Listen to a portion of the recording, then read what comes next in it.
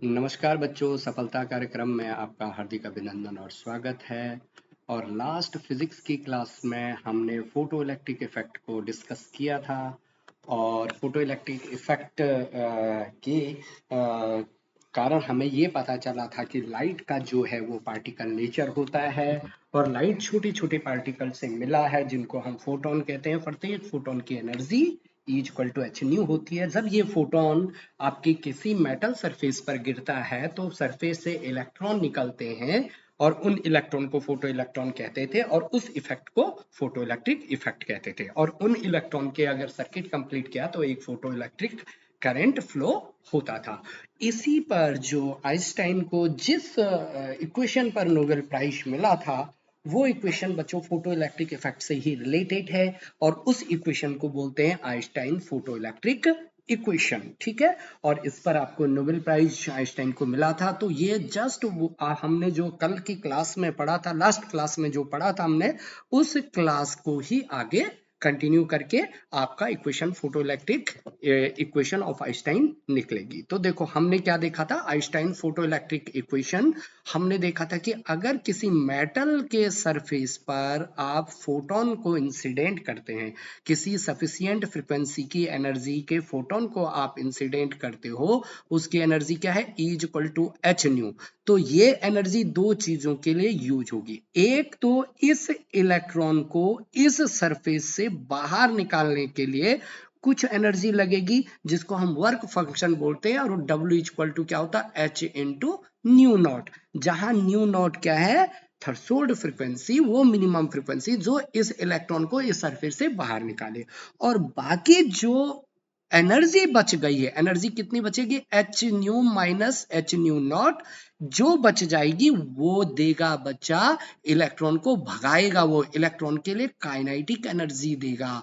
वो इलेक्ट्रॉन के लिए क्या देगा बच्चा, काइनेटिक एनर्जी देगा। तो बच्चों इसी इक्वेशन को हम फोटो इलेक्ट्रिक, यही इक्वेशन आइंस्टाइन ने दी थी और उसी को हम समझने वाले हैं अच्छे से। ठीक है, उसी को हम यहाँ पर अच्छे से समझने वाले हैं। ठीक है, मोटे मोटे तौर पर मैं आपको बता चुका हूं। तो अब देखिए फिर से एक बार कि when a photon of energy h nu fall on metal surface, the energy of the photon is absorbed by electron and used in two way। कि ये जो एनर्जी इलेक्ट्रॉन को हमने दी, ये दो प्रकार से यूज होने वाली है। पहला, वर्क फंक्शन। वर्क फंक्शन क्या है बच्चा, कि सरफेस से a part of energy use overcome surface barrier and come out the metal surface. This part of energy is called work function और इसको फाई से भी डिनोटेड करते हैं बच्चा। और फाई इज इक्वल टू क्या होता है, एच न्यू, जहां न्यू नॉट, जहां न्यू नॉट क्या है, थ्रेशोल्ड फ्रीक्वेंसी है बच्चा। थ्रेशोल्ड फ्रीक्वेंसी मैंने क्या बोला था कि देहली आवृत्ति हिंदी में। और ये देहली आवृत्ति क्या होती, कि वह न्यूनतम आवृत्ति का आवृत्ति जो इलेक्ट्रॉन को सरफेस से बाहर निकालने के लिए जरूरी होता है। तो phi is equal to H nu naught के ये हो रहा। और बाकी बाकी जो यहां से इलेक्ट्रॉन, देखो एच न्यू फोटोन की एनर्जी आया था, कुछ को तो यहां से निकालना है, एच न्यू नॉट तो इसको बाहर निकालने के लिए यूज हो गया था, लेकिन बाकी जो बचा वो इलेक्ट्रॉन की काइनेटिक एनर्जी के रूप में देगा। तो the remaining part of energy is used giving velocity v to the emitted photo electron. This is equal to maximum kinetic energy of photo electron where m is the mass of photo electron. तो मतलब बाकी रखा kinetic energy के रूप में उसको दे दिया। और मैक्सिमम काइनेटिक एनर्जी की पॉसिबिलिटी है, इससे ज्यादा काइनेटिक एनर्जी इलेक्ट्रॉन की नहीं हो सकती, कम तो हो सकती है लेकिन ज्यादा नहीं हो सकती है। ठीक है, तो यही इक्वेशन किसने दिया था बच्चा, आइंस्टाइन ने दिया था। अभी हम इक्वेशन लिखने वाले हैं। ठीक है, ओके। तो जो हमने फोटोन दिया वो दो प्रकार से यूज हो रहा है। अब देखो ये मेटल का सरफेस, यहाँ फोटोन एच न्यू इंसिडेंट किया, देखो ये इलेक्ट्रॉन निकल गया। तो फोटो इलेक्ट्रॉन बाहर निकालने के लिए इतनी एनर्जी, और यहां से बाहर भगाने के लिए जो एनर्जी है वो half M we maximum square है। According to law of conservation of energy क्या है, जितना फोटोन की कुल ऊर्जा थी वही क्या हो गया, दोनों में इक्वल हो गया। मतलब एच न्यू किस में, एक तो वर्क फंक्शन में और दूसरा काइनेटिक एनर्जी में। और वर्क फंक्शन को क्या लिख सकता हूं मैं, एच न्यू नॉट, और ये हाफ काइनेटिक एनर्जी। तो यहां पर half M we maximum square is equal to, ये इधर आया तो एच म्यू नॉट, तो एच कॉमन कर दिया तो H nu minus nu naught. और बच्चा यही क्या है, यही आपकी आइंस्टाइन की इक्वेशन है फोटो इलेक्ट्रिक इफेक्ट वाली।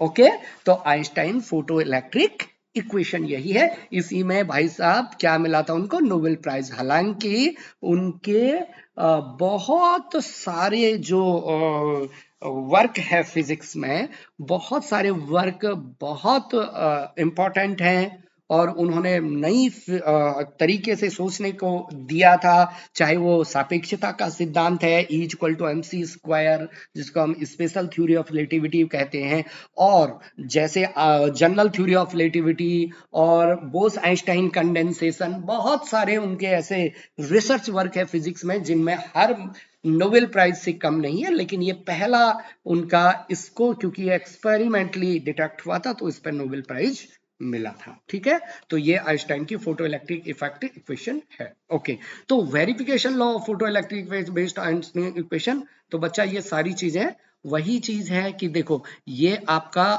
आइंस्टाइन की इक्वेशन है। If new is less than new not, अगर न्यू नॉट से न्यू लेस देन है तो कोई भी इलेक्ट्रॉन नहीं निकलेगा। मतलब इसकी वैल्यू नेगेटिव है, मतलब जो पॉसिबल नहीं है, कोई भी इलेक्ट्रॉन नहीं निकलेगा। हाँ, अगर, और इमिशन कब होगा, जब न्यू ग्रेटर है न्यू नॉट से, तब इमिशन संभव है। Okay, since one photon emit one electron, क्योंकि एक फोटोन टकराया एक इलेक्ट्रॉन निकला, तो so number of photo electron emitted per second directly proportional to intensity of incident light. ये मैं लास्ट लेक्चर में भी बता चुका हूं कि जितने ज्यादा नंबर ऑफ फोटोन आप इंसिडेंट करेंगे उतने ज्यादा नंबर ऑफ इलेक्ट्रॉन निकलेंगे। नंबर ऑफ फोटोन ज्यादा है मतलब किसी लाइट में, मतलब इंटेंसिटी ऑफ लाइट ज्यादा है। Okay, it is clear that कि kinetic energy directly proportional to nu, मतलब जितनी ज्यादा फ्रीक्वेंसी है, मतलब जितनी हाई एनर्जी का फोटोन आप डालेंगे, इलेक्ट्रॉन की काइनेटिक एनर्जी उतनी ज्यादा होगी। क्यों, क्योंकि वर्क फंक्शन तो फिक्स होगा उस मेटल का, लेकिन बाकी जितनी एनर्जी बची है वो इलेक्ट्रॉन को भगाने के काम आएगा, मतलब काइनेटिक एनर्जी के काम आएगा। ठीक है, ओके। अब देखो बच्चा कि photo electric emission due to collision between photon and electron, it is a direct incident, और जैसे ही टकराया वैसे निकला, इंस्टेंटेनियस प्रोसेस होता है, और ये मतलब 10 to the power minus 8 second से कम समय का लगता है। ठीक है, तो it is a instantaneous process. अब देखो बच्चा application of photo electric effect, देखो ऑटोमेटिक फायर अलार्म में यूज होते हैं, ऑटोमेटिक बर्गर अलार्म में यूज होते हैं, स्कैनर टेलीविजन में यूज होता है, reproduction of sound in cinema film में, it is paper industry to measure the thickness of paper. अरे मतलब ये सारे एस्ट्रोनॉमी में यूज होगा, मतलब ये डिफरेंट जगहों पर फोटो इलेक्ट्रिक इफेक्ट का उपयोग होता है। Automatic switching the street light to control the temperature of furnace, ठीक है, फोटोमेट्री में, ब्यूटी मीटर में, एंड सो ऑन में, यहां पर हम क्या करते हैं बच्चा, इनका यूज करते हैं। ठीक है, तो आज की दौर में हर जगह लगभग उपयोग होता है फोटो इलेक्ट्रिक इफेक्ट का। ठीक है, और फोटो इलेक्ट्रिक इफेक्ट का उपयोग होता है, मतलब फोटो इलेक्ट्रिक इफेक्ट का उपयोग होना, लाइट का पार्टिकल नेचर का उपयोग हो रहा है। ठीक है बच्चा, तो लेट्स ये सारी चीजें। उसके बाद अभी तक जो हमने पढ़ा था बच्चा, वो पढ़ा था हमने कि लाइट का मतलब क्या हुआ, रेडिएशन, इलेक्ट्रोमैग्नेटिक रेडिएशन है, रेडिएशन। और हमने देख लिया कि रेडिएशन का ड्यूअल नेचर होता है। रेडिएशन का क्या होता है, ड्यूअल नेचर होता है। ड्यूअल नेचर का मतलब, मैं जरा अच्छे से लिख लेता हूं यहां पर। Okay, just 1 minute wait, discard.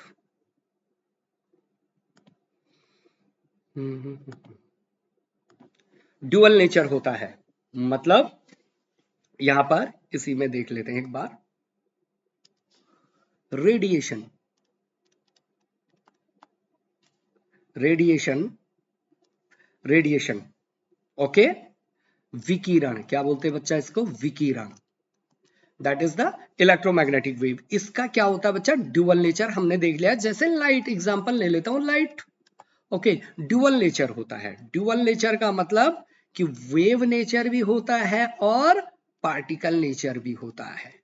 Wave nature कौन कौन से फिनोमेना दिखाते हैं, इंटरफेरेंस, इंटरफेरेंस व्यतिकरण जो है ना, व्यतिकरण, डिफ्रैक्शन, ये क्या दिखाते हैं बच्चा कि लाइट जो है वो वेव से मिलकर बनी है, कि दो वेव इंटरफेरेंस करेंगे तो इंटेंसिटी मिनिमम मिलेगी, मैक्सिमम मिलेगी and so on. Diffraction, light का कॉर्नर से बेंड हो जाना, that is the radiation.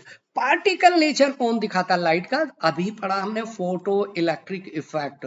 Photo electric effect क्या बोलता है कि जो लाइट है वो पार्टिकल से मिलकर बनी है और उस पार्टिकल को क्या बोलते हैं, फोटोन। तो बच्चा एक साइंटिस्ट आए डिब्रॉय, ऑल दो उसको उनको हम डिब्रोगली बोलते हैं अपने प्रोनाउंसिएशन में, लेकिन डिब्रॉय।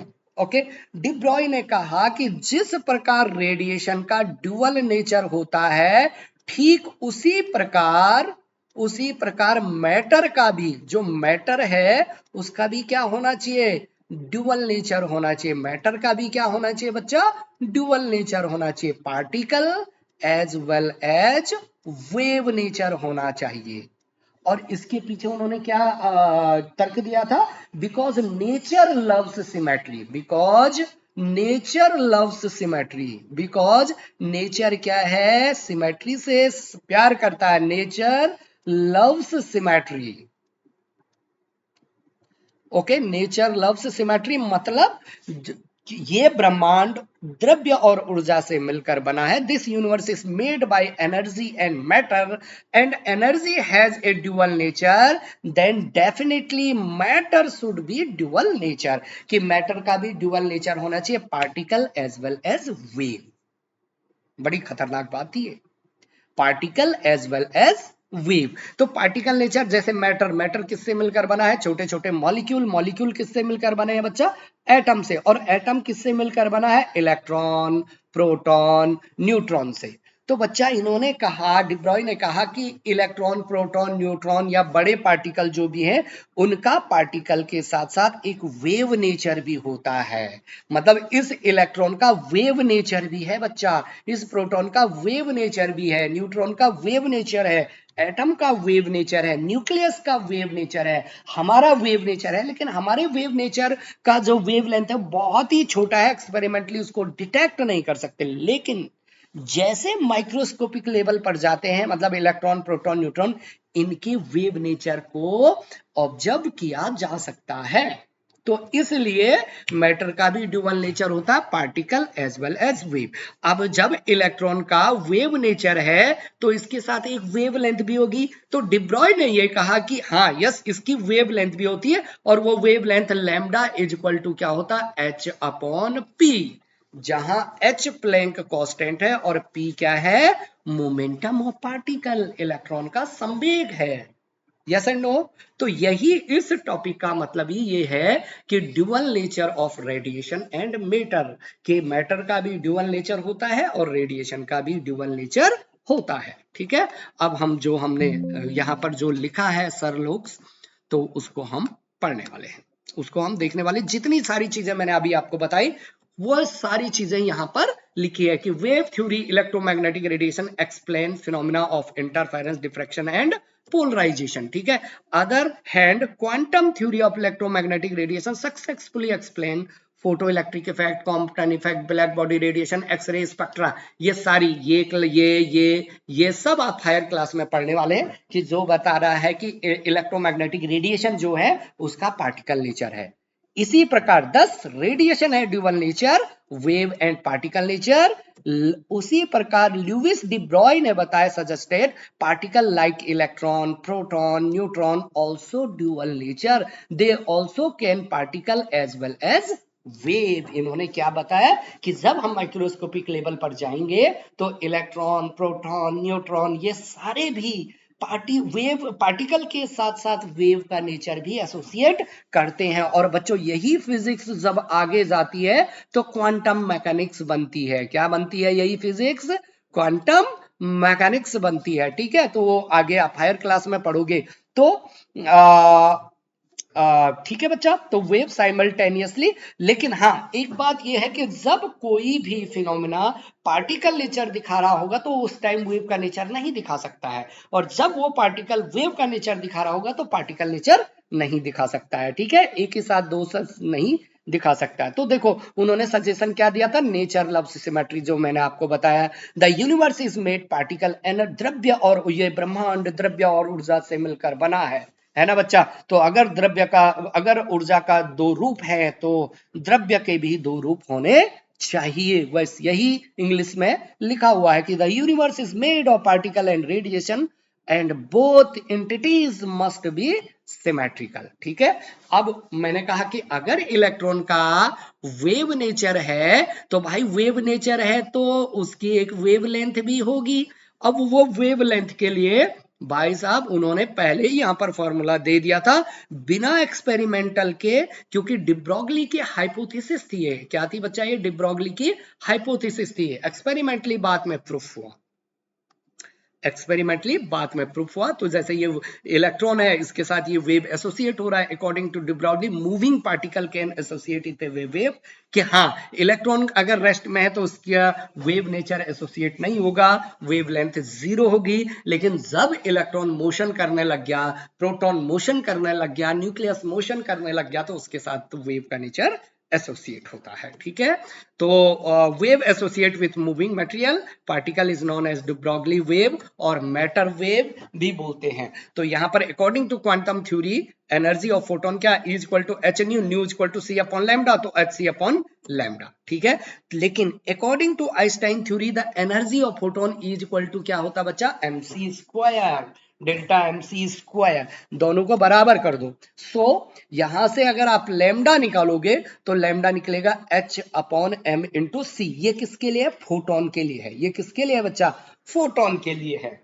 यहां आपने जब दोनों आप बराबर करोगे ना तो एक सी से एक सी कट जाएगा, तो यहां से लैम्डा जो आएगा वो एच अपॉन एम सी आ जाएगा। इसी प्रकार डी ब्रोगली ने कहा कि मैटर के लिए भी ये चीज क्या होती है? फॉलो अप होती है। तो एम सी तो ये मोमेंटम ऑफ फोटोन है, तो एच अपॉन पी। उन्होंने कहा instead of photon we take material particle, माना इलेक्ट्रॉन ले लिया आपने, तो इलेक्ट्रॉन के लिए भी यही चीज फॉलो होने वाली है, lambda is equal to H upon M into v। तो which is the expression for de Broglie wavelength, जहां h क्या है बच्चा? प्लैंक कांस्टेंट है। h क्या है? प्लैंक कांस्टेंट है, जिसकी वैल्यू क्या होती है? 6.625 into 10 to the power -34 joule second. m क्या होता है? मास ऑफ द पार्टिकल, जो पार्टिकल भाग रहा है, जैसे इलेक्ट्रॉन भाग रहा है तो मास ऑफ द इलेक्ट्रॉन, यहां पर मास ऑफ द पार्टिकल। v क्या है? उस वेलोसिटी की स्पीड, उस वेलोसिटी सॉरी उस पार्टिकल की स्पीड, माफी, उस पार्टिकल की स्पीड। ओके, ठीक है, तो ये आपका डिफरेंट। तो कंक्लूजन आपका वही चीज, मैंने सारी चीजें आपको बता दी है कि de Broglie inversely proportional to the velocity, कि वेलोसिटी जितनी ज्यादा होगी वेवलेंथ उतना कम होगा। वेलोसिटी ओके बच्चा, और मूविंग पार्टिकल जितने तेजी से जाएगा वेवलेंथ उतना कम होगा। इफ द पार्टिकल रेस्ट में है तो वेलोसिटी वेवलेंथ ये 0 होगा, तो इनफाइनाइट होगा, मतलब ये पॉसिबल नहीं है, तो कैन नॉट बी विजुअलाइज हो सकता है, this is not possible, direct ये है।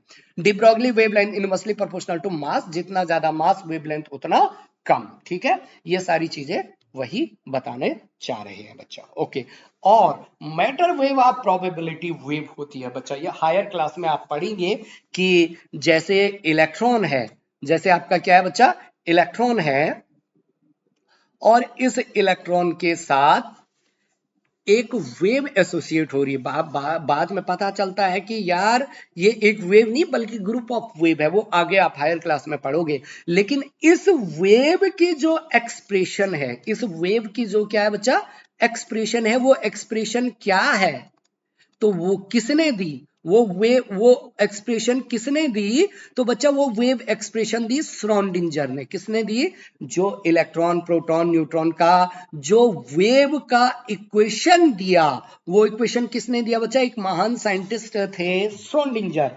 इसलिए इन मटेरियल वेव की जो इक्वेशन है उसको श्रोडिंगर वेव इक्वेशन बोलते हैं। क्या बच्चे बता? Schrodinger wave equation. और बच्चों ये तुमने क्लास 11th में पढ़ा था थोड़ी केमिस्ट्री में, क्लास 11th में एटॉमिक वाले चैप्टर में आपने केमिस्ट्री में पढ़ा था। ओके, थोड़ी सा आपने देखा होगा कुछ ऐसा equation D square psi upon D X square, है ना बच्चा, plus 2m E minus V upon H slash square psi is equal to 0। इस तरीके की कुछ इक्वेशन आपने देखी होगी अपनी एनसीईआरटी की बुक में। यहां तुम्हें बिल्कुल नहीं पढ़ना है ये, लेकिन थोड़ी आइडिया देना चाह रहा हूं मैं कि उस इलेक्ट्रॉन का जो वेव है उसकी वेव की इक्वेशन है ये। तो आपके वेव की इक्वेशन भी ये है, अगर आप भाग रहे हो तो आपके साथ एक वेव एसोसिएट हो रहा, भले ही हम उसको एक्सपेरिमेंटली डिटेक्ट नहीं कर पा रहे हैं, लेकिन आपके साथ एक वेव एसोसिएट हो रहा है। और उस वेव की जो इक्वेशन दी थी वो उन्होंने दी थी श्रोडिंगर में दी थी, इसलिए उसको श्रोडिंगर वेव इक्वेशन बोलते हैं। अब बात आती है कि डी ब्रोगली ने जब ये अपनी रिसर्च में ये बताया था कि भाई कि प्रत्येक मटेरियल पार्टिकल के साथ भी एक वेव एसोसिएट होता है, वो उनकी पूरी कल्पना थी, हाइपोथेसिस थी उनकी। उनकी क्या थी बच्चा? वो हाइपोथेसिस थी। लेकिन फिजिक्स साइंस में जब तक कोई चीज एक्सपेरिमेंटली प्रूफ नहीं हुई तब तक हम 100% उस पर यकीन मतलब नहीं करते हैं, उसमें हमेशा क्वेश्चन पुटअप जरूर करते हैं, है ना, कि साइंस ने हमें प्रश्न पूछना सिखाया है। तो बच्चों क्या हुआ कि ये हाइपोथेसिस थी, तो लेकिन और रिसर्च स्कॉलर था, तो कुछ लोगों ने इनकी बात को गंभीरता से लिया, लेकिन कुछ लोगों ने इनकी बात को गंभीरता से नहीं लिया, जैसे आइंस्टाइन। आइंस्टाइन इस बात पर यकीन उस टाइम तक नहीं कर रहे थे कि पार्टिकल का भी वेव नेचर हो सकता है, इलेक्ट्रॉन का भी। लेकिन एक्सपेरिमेंटली जो इलेक्ट्रॉन का, प्रोटॉन का, न्यूट्रॉन का जो एक्सपेरिमेंटली पता लगा कि यस इनका भी वेव नेचर होता है, वो पता लगाया था डेविएशन और जर्मन ने। और जे थॉमसन भी एक और अदर साइंटिस्ट थे, जेपी थॉमसन, उन्होंने भी एक्सपेरिमेंटली इसको पता किया था। तो डेविएशन और जर्मन ने एक्सपेरिमेंटली इसको पता किया कि यस इलेक्ट्रॉन का भी क्या होता है, वेव नेचर होता है। तो देखो आपको यहां पर एक बड़ा खतरनाक वाली चीज दिख रही होगी कि ये एक इंस्ट्रूमेंट है, देखो, जो हाई एनर्जी के इलेक्ट्रॉन को प्रोड्यूस कर रहा, ये दरअसल हाई एनर्जी का इलेक्ट्रॉन है, ये हाई इलेक्ट्रॉन भाग रहे हैं, मतलब ये समझो। अब इलेक्ट्रॉन को इन्होंने एक निकल के क्रिस्टल पर इंसिडेंट किया। क्या किया बच्चा? निकल के क्रिस्टल पर इंसिडेंट किया। और जब यहां से इलेक्ट्रॉन टकरा के गए बच्चों, मान लो टकरा के गए, तो इन्होंने स्क्रीन पर इंटरफेरेंस और डिफ्रैक्शन का फिनोमिना दिखाया। किसका फिनोमिना दिखाया? इंटरफेरेंस और डिफ्रैक्शन बाद में किया इन्होंने, तो मतलब इंटरफेरेंस का फिनोमिना दिखाया। और बच्चों इंटरफेरेंस का फिनोमिना जो भी दिखाता था, इसका मतलब वो तभी उस इंटरफेरेंस को फिनोमिना दिखा सकता है जब उसके पास वेव नेचर का गुण हो। मतलब हाई एनर्जी के इलेक्ट्रॉन ने दीवार पर इंटरफेरेंस दिखाया, इसका मतलब ये हुआ कि इलेक्ट्रॉन के पास वेव का नेचर है, अदरवाइज इलेक्ट्रॉन इंटरफेरेंस का फिनोमिना दिखा ही नहीं सकते थे। अरे जैसे तुमने इंटरफेरेंस में देखा ना कि कुछ लाइट कंस्ट्रक्टिव डिस्ट्रक्टिव फिनोमिना करती है, वो तो लाइट थी, वो तो फोटोन था, लेकिन यहां तो हम इलेक्ट्रॉन डाल रहे हैं और इन इलेक्ट्रॉन ने दीवार पर इंटरफेरेंस का फिनोमिना दिखाया। इसका मतलब क्या हुआ बच्चा कि इलेक्ट्रॉन के पास भी क्या है, वेव का नेचर है। और ये 1937 में, तो सॉरी 1927 में एक्सपेरिमेंटली प्रूफ हो गया कि यस पार्टिकल का भी क्या होता है, वेव नेचर होता है। पार्टिकल का भी क्या होता है बच्चा, वेव नेचर होता है। तो let's we can write here कि ये सारी चीजें उसी से आधारित है बच्चों, इतना आपको नहीं देखना इसमें, केवल आपको और उस इलेक्ट्रॉन की जो वेव लेंथ आई, देखो उस इलेक्ट्रॉन की अगर वेव लेंथ आई तो वेव लेंथ कितनी आई, लगभग 1 अच्छा ये तो electron diffraction similar to x ray diffraction, और वो 1.75 एंगस्ट्रॉन। एंगस्ट्रॉन का मतलब कि 10 to the power -10 metre, 1 angstrom का मतलब 10 टू द पावर -10 मीटर। अरे यस एंड नो, तो ये एक्सपेरिमेंटली डिटेक्ट है, ये ग्राफ उसमें बताए गए कि कहां पर डिफ्रैक्शन का पैटर्न दे रहा है, और इससे पता लग रहा है कि ये इंटरफेरेंस और डिफ्रैक्शन हो रहा है। तो according to de Broglie hypothesis एक फॉर्मूला ये भी आता है H equal to under root 2 MEV। V क्या है, पोटेंशियल डिफरेंस है, M क्या है, इलेक्ट्रॉन का मास है, E क्या है, इलेक्ट्रॉन का चार्ज है। जब इन सब की वैल्यू आप रखोगे, सॉल्व करोगे, तो lambda equal to 12.27 upon under root V angstrom आता है। ठीक है बच्चा, तो ये आपको बताता है कि आपका इलेक्ट्रॉन का क्या होता है बच्चा, वेव नेचर होता है। तो डिफ्रैक्शन पैटर्न 100 इलेक्ट्रॉनों में ऐसा दिखाया, 3000 इलेक्ट्रॉनों में ऐसा दिखाया, लेकिन जब 70,000 इलेक्ट्रॉन, तो देखो ये फर्स्ट क्लास आपका डिफ्रैक्शन का पैटर्न दिख रहा है। तो दैट इज द ड्यूअल, मतलब पार्टिकल का भी क्या होता है बच्चा, ड्यूअल नेचर होता है, particle as well as wave की इक्वेशन। तो यहीं से बच्चा क्वांटम मैकेनिक्स स्टार्ट होती है, लेकिन आपको क्लास 12th में इतना ही पढ़ना है बच्चों। तो तब तक पढ़ते रहो, खुश रहो, आनंदित रहो। All the very best.